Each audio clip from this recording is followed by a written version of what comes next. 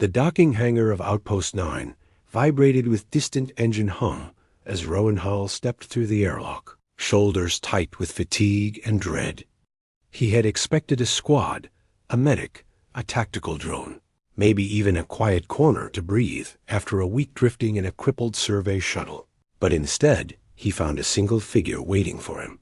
She stood perfectly still, hands folded behind her back, posture too poised to belong to any ordinary crew member.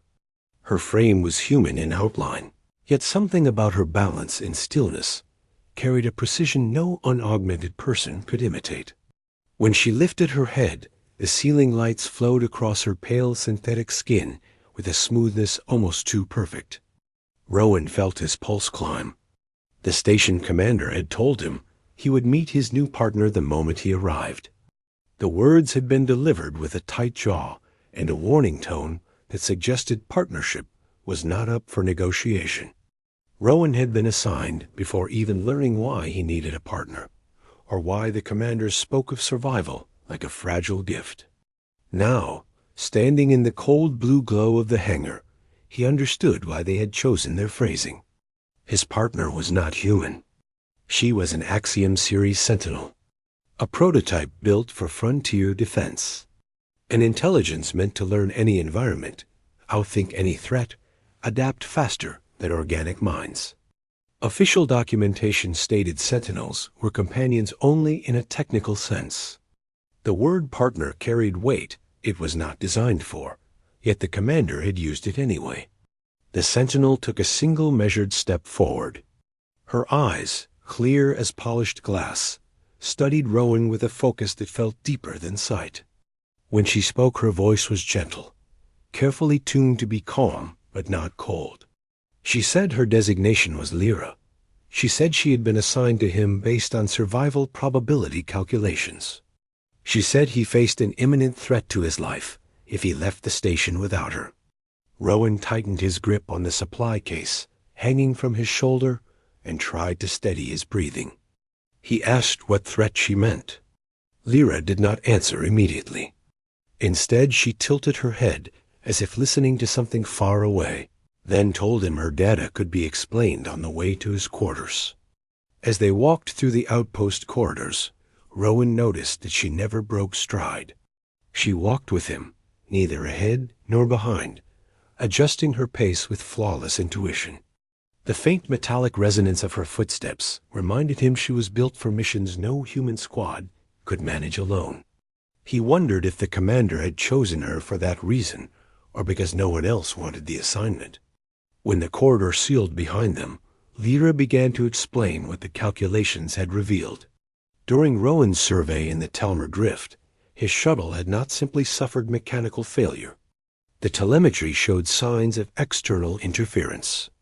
Something had scanned the vessel, marked his life signatures, and forced a system collapse. The outpost analysts believed the anomaly originated from a region known as the Hollow Verge, an area ignored by most navigation charts. The Verge was a hostile place where known physics acted unpredictably. Rumors spoke of unseen predators that sensed biological minds across the void. Rowan listened with tightening muscles. He had tried to repair the shuttle when the lights failed and life support flickered. He remembered the quiet pressure against the hull in the final hours before rescue, as though something pressed close enough to listen. Lyra said that entities within the Verge could track anyone who survived their initial contact. If that contact involved a marked signature, the entity would pursue until the target was gone, unless a sentinel countered the signature with her presence. Her neural field would mask Rowan's trace and shield him from the Verge's hunters. Without her, he would be exposed the moment he left protected space. Rowan felt a cold wave crawl down his spine. Survival probability calculations. Only chance to live. The words carried new weight. When they reached his quarters, Lyra informed him that she would remain nearby for constant monitoring. She did not enter without invitation. She stood outside the door waiting for direction. Rowan set down his supply case and tried to collect himself. He had faced narrow escapes before, but nothing like this. The idea of a distant intelligence marking him as prey felt unreal, yet the outpost was far from a place prone to exaggeration. Rowan opened the door again and asked Lyra if she ever experienced fear. She paused and considered. She said she did not feel fear, but she could calculate risk and recognize when a situation required heightened attention. She said she would do everything possible to keep him safe. Her voice carried no pride, only promise. Days passed as Rowan underwent debriefing and preparation. Lyra stayed close, but never intrusive. When he moved through the engineering bays, she walked quietly beside him. When he studied telemetry logs, she monitored environmental signals with unwavering focus. When he slept, she positioned herself outside his door, like a sentinel in the truest sense. Rowan noticed something unexpected as the days blended into routine. Lyra adapted to his habits with greater subtlety than any algorithm he had seen. She anticipated when he needed silence. She adjusted her speech patterns to match the cadence he found easiest to understand. She even learned to tilt her head in a small, thoughtful gesture that reminded him of human reflection. Rowan tried to keep distance between them, but each day the distance thinned. The outpost commander summoned him on the 10th day with a message that made Rowan's pulse jump. The anomaly from the Verge had reappeared near a mining convoy. The convoy had gone dark moments after an echo pulse registered the same signature that had marked Rowan. The command team believed the entity was attempting to track him again. They wanted him to leave the outpost immediately, with Lyra, to divert the entity away from populated space. Rowan felt a surge of alarm. The mission sounded close to a death sentence. The commander explained that the sentinel masking field could obscure them long enough to lure the entity toward an empty region, where a containment array could be activated. Rowan asked how likely the plan was to succeed. The commander answered carefully. Lyra improved the odds significantly, but it would still be dangerous. Before Rowan could process the assignment, Lyra stepped forward. She said she had already calculated optimal routes, potential hide vectors, and predicted the containment trigger threshold. She said she was prepared to protect Rowan at all costs. Rowan looked at her and felt something tighten in his chest. She was not human, but she was more than a machine. She had shaped her behavior to stand with him. He nodded slowly and accepted the mission. They departed that night in a compact scout vessel designed for silent travel. As the outpost fell away behind them, Rowan sat in the co-pilot seat and watched Lyra interface with the navigation array. Lines of data flowed across the controls as she synchronized her field strength with the ship's shielding. Rowan asked if she had ever encountered a Verge entity before. Lyra said she had never faced one directly, but she had studied all available data. She added that unknown threats did not deter her purpose. Rowan wished he could speak with the same certainty. The starfield beyond the viewport lay still as ink. Radiation readings remained steady for several hours until Lyra's posture changed.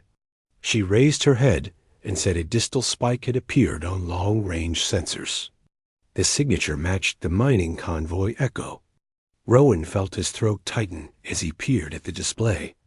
A faint distortion shimmered near the edge of sensor range, like a ripple in empty space. Lyra routed more power to the sentinel field and told Rowan to remain calm. The ripple elongated and moved against the natural drift of cosmic particles. Rowan felt a pressure pressing behind his skull, the same pressure he had felt during the shuttle crisis. Lyra reached across the console and touched the back of his hand with delicate precision. She told him the field would hold if he stayed close. The distortion accelerated. Alarm tones whispered through the cabin. Lyra angled the vessel toward the containment zone. The distortion followed with growing speed. It moved without form, a pocket of warped gravity shifting through vacuum as though sniffing for something hidden. Rowan felt sweat bead along his neck. Lyra kept her movements smooth and unwavering. She spoke with clarity, explaining each maneuver just before executing it. Rowan realized she was narrating her actions to help anchor his focus.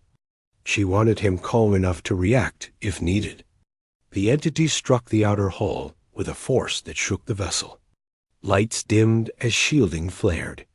Lyra diverted auxiliary power while Rowan steadied himself. For a moment, the distortion surrounded the ship like a living shadow. Groaning pressure echoed through the metal frame. But Lyra's field pulsed outward, forming a protective barrier that seemed to confuse the entity. The shadow wavered, retreating a fraction. Lyra seized the moment and pushed the vessel toward the planned coordinates. The containment array beacon came into view as a thin pillar of blue light, rising from an automated station built on a drifting fragment of rock. Rowan armed the trigger charges, while Lyra modulated the field to oscillate at a frequency that would draw the entity closer. The distortion followed the modulation, like a predator drawn to prey. Rowan felt dread twist in his gut as it surged behind them. They skimmed across the fragment's surface. Release clamps opened, and the trigger beacon activated with a deep, resonant hum. The containment lattice unfurled across vacuum like